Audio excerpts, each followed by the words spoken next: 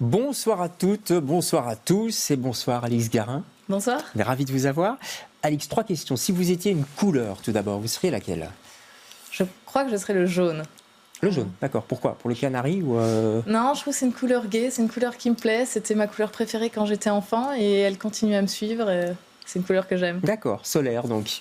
Si vous étiez un endroit sur la Terre? Alors là, je crois que je serais la plage d'un lac un peu en dehors de Berlin. Le genre de lieu où on peut se retrouver, qui n'est pas vraiment en ville, mais qui n'est pas non plus complètement en dehors, où chacun peut venir comme il est.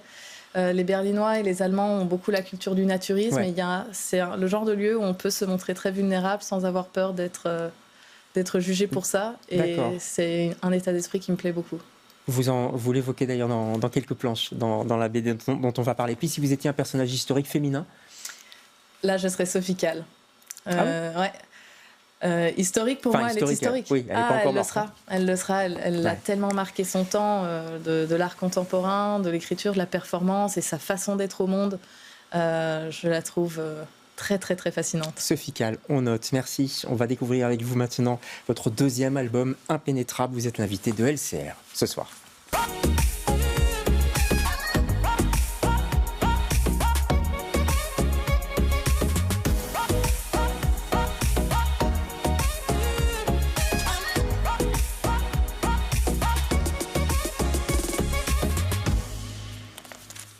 Oh, regardez, voilà la couverture d'Impénétrable au Lombard. C'est dans toutes les bonnes librairies de BD et toutes les librairies bien en place. Allez-y, n'hésitez pas, c'est une merveille cet album.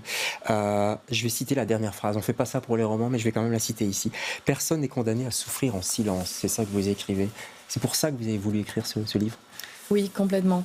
Donc le livre évoque le parcours de ma reconquête de mon corps, de mon désir après avoir souffert d'un trouble assez méconnu de la sexualité qui s'appelle le vaginisme, Ouais. et qui rend impossible ou difficile, douloureuse la pénétration.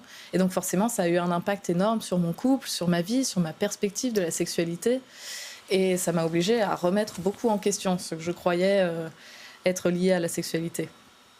C'est une remise en question complète? C'est une remise en question complète qui se fait évidemment par étapes, par rapport à toutes les injonctions, toutes les représentations qui nous entourent et qui nous répètent constamment que la sexualité fait partie de la vie et surtout fait partie du couple.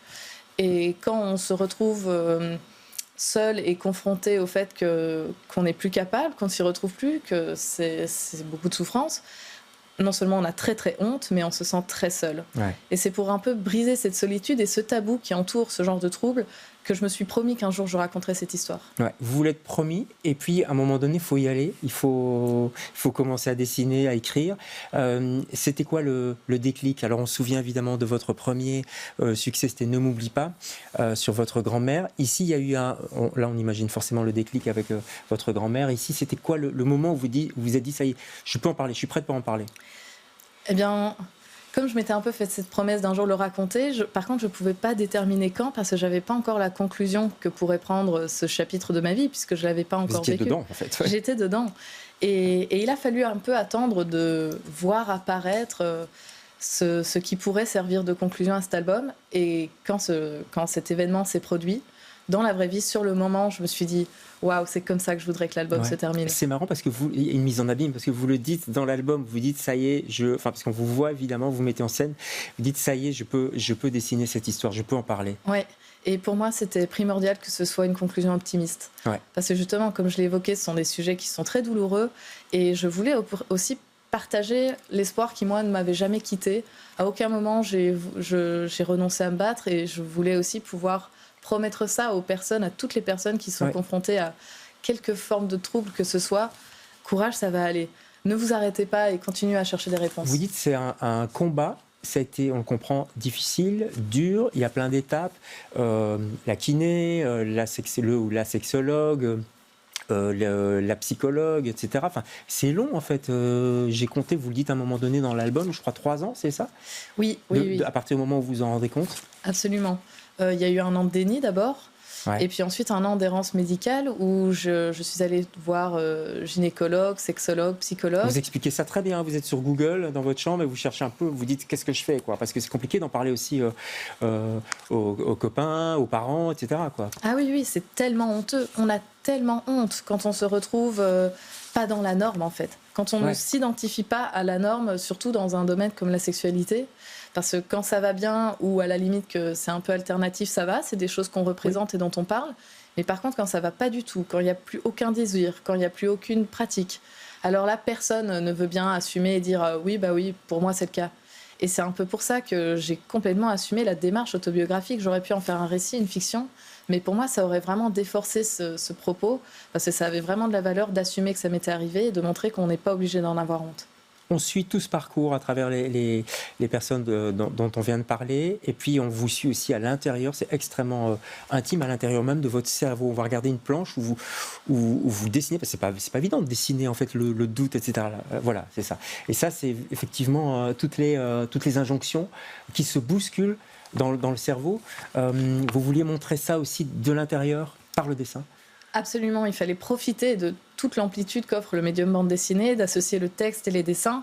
Et les dessins, justement, on n'est pas obligé de représenter la réalité, c'est pas une photographie, c'est pas un film. On peut dessiner et représenter absolument ce qu'on veut. Ouais. Et moi, ça me plaît beaucoup d'essayer de trouver des métaphores, d'autant plus que c'est un album qui invoque beaucoup de sensations impénétrables. On parle de la douleur, du désir, de la peur, des injonctions, de la thérapie. C'est pas facile de dessiner une thérapie parce qu'on est tout le temps assis l'un en face de l'autre à parler. Et la thérapie, à la limite, on dessine le médecin, puis vous. La douleur, par contre, c'est extrêmement compliqué à dessiner. Comment on le fait? Ou même le désir, c'est avec les couleurs, avec le trait? Pour moi, ça passe par le fait de trouver des métaphores, des façons justement visuelles de les représenter qui sont récurrentes dans l'album pour établir une sorte de code avec les lectrices. Et comme ça... donner vie à ces sensations. Et en plus, ça ajoute une certaine poésie, je trouve, la métaphore visuelle. Ouais. Alors, je me suis demandé aussi en lisant comment on se dessine soi-même. Vous voyez ce que je veux dire? C'est pas évident. On peut dessiner plein de personnages quand on sait dessiner, mais soi-même, c'est. Alors, on se dit bon, je me représente de telle manière, je pense être de telle manière. Ça a été compliqué ou pas? Je pense que c'est pour comme pour n'importe quel album de bande dessinée, on crée un personnage, quoi. Oui, on crée un personnage qui nous ressemble, mais après, le but n'est pas de faire un portrait très très fidèle, mais plutôt une sorte d'avatar qui nous corresponde. Vous avez dessiné un avatar de vous, quoi, plus ou moins. Ouais. Oui, je dirais ça. Enfin, les lecteurs et lectrices qui liront l'album après avoir vu cette interview probablement me reconnaîtront. Et c'était aussi le but, justement, par rapport au fait d'assumer l'autobio. Ouais. Mais évidemment, c'est un peu ma propre projection de ce à quoi je ressemble, qui n'est peut-être pas exactement la façon dont le lecteur et la lectrice décideront. Dans un moment de découragement, parce qu'on suit aussi vos découragements, vous dites tous ces sacrifices pour assurer mon rôle de femme tel qu'il a été décrété. On sent effectivement le poids de la société. Je dois être une femme, donc je dois avoir du désir, donc ça peut pas freiner, c'est obligatoire en fait. Et ça vous décourage souvent? Mais je pense que d'être passée par tous ces événements m'a fait mesurer un peu ce qui pesait sur les épaules de chacun et chacune d'ailleurs, hein, mais évidemment dans mon cas des femmes. Puisque finalement c'était assez intéressant de constater que mon compagnon ne me mettait pas du tout la pression, il ne me faisait aucun reproche, il était quelqu'un incroyable, hein. Très patient, très bienveillant, et malgré cette bienveillance, moi je subissais une pression. Du coup, d'où vient-elle? Et c'est là qu'il faut s'interroger. Les femmes ont tellement intériorisé toutes ces injonctions que leurs compagnons n'ont même pas à les formuler pour qu'elles les ressentent et qu'elles vivent sous leur joug. Ouais, vous filmez vraiment bien ces instants où effectivement, enfin, je sais pas, vous êtes dans un coin du lit et lui dans l'autre coin, et c'est ça aussi la force de la BD, c'est qu'avec le dessin on peut pas caricaturer, mais vous voyez, forcer le trait, quoi. Oui, complètement. Ça c'est vous voulez montrer les planches au fur et à mesure ou pas à votre compagnon? Oui, bien sûr, il a suivi la réalisation déjà parce que il a été le premier à qui j'ai annoncé mon intention de vouloir raconter cette histoire, et puis il a suivi la réalisation comme il suit absolument tous mes projets. Ouais. On suit vraiment toute la vie de ces dernières années, depuis votre précédente BD, donc la période Covid, les confinements, etc. Et puis quand même le désir qui est là, qui renaît, on ne va pas dévoiler la fin, mais il se passe quand même des choses positives. Vous avez parlé de Berlin. Oui. Voilà, il y a un garçon qui vous attire à un moment donné et qui va peut-être vous sortir de l'impasse dans laquelle vous vous trouvez. Et il y a une petite musique que vous allez chercher sur Spotify. On va écouter un extrait de ce film très beau, Call by My Name.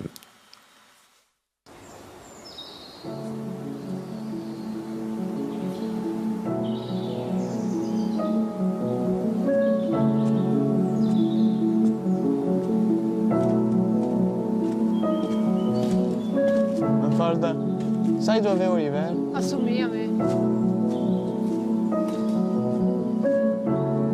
It's been a long, long time since I've memorized your face. It's been 4 hours now since I've wandered through your place. And when I sleep on your couch, I feel very safe. And when you bring the blankets, I cover up my face. I do love you. I do love you.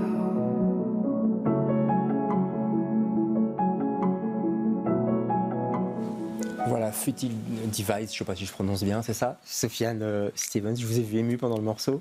Ça m'émeut beaucoup de la réentendre. Ouais.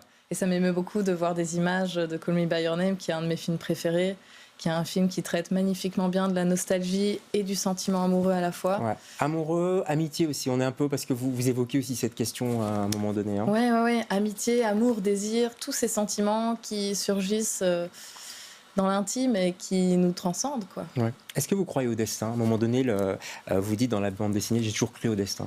Oui, je crois au destin. Ah ouais? Très profondément, ouais. Je crois que... comment dire? Que parfois l'histoire semble se produire comme si elle avait été écrite. Et j'ai aucune conviction, est-elle écrite ou non, par qui, ça m'est complètement égal. Mais il y a quelque chose d'extrêmement romanesque qui se produit dans la vie, et je trouve que déceler ces patterns-là, ça fait croire au destin. Ouais. En tout cas, vous l'écrivez, cette histoire. Vous aimez écrire vos histoires. Vous remerciez d'ailleurs votre partenaire, votre famille, les gens du Lombard, l'équipe du Lombard. Et aussi, même la Belgique est un pays où effectivement les soins sont en partie remboursés. C'est important aussi de le dire. C'était important de le dire. Oui, c'était important pour moi parce que j'ai remarqué aussi que ça a eu une influence considérable sur mon parcours, là pour le coup, médical et thérapeutique, de vivre dans un pays qui offre cet accès aux soins. Peut-être aussi, cette sensibilité pour ce genre de sujet vient du fait que mes parents sont médecins eux-mêmes et que donc c'est un milieu que je connais assez bien de l'intérieur et dont j'observe la qualité qu'elle est garantie par le politique. Ouais. Et qu'il doit continuer à la garantir. Pour que ça se maintienne. Merci infiniment, Alix Garin. Merci. Impénétrable. Précipitez-vous sur cette bande dessinée, c'est au Lombard. Et si vous n'avez pas lu le premier, est-ce qu'il y a encore des gens qui n'ont pas lu cette bande dessinée? Ça s'appelle Ne m'oublie pas. Sur votre grand-mère, c'était magnifique aussi. Merci beaucoup. On se retrouve demain avec d'autres invités. Bonsoir.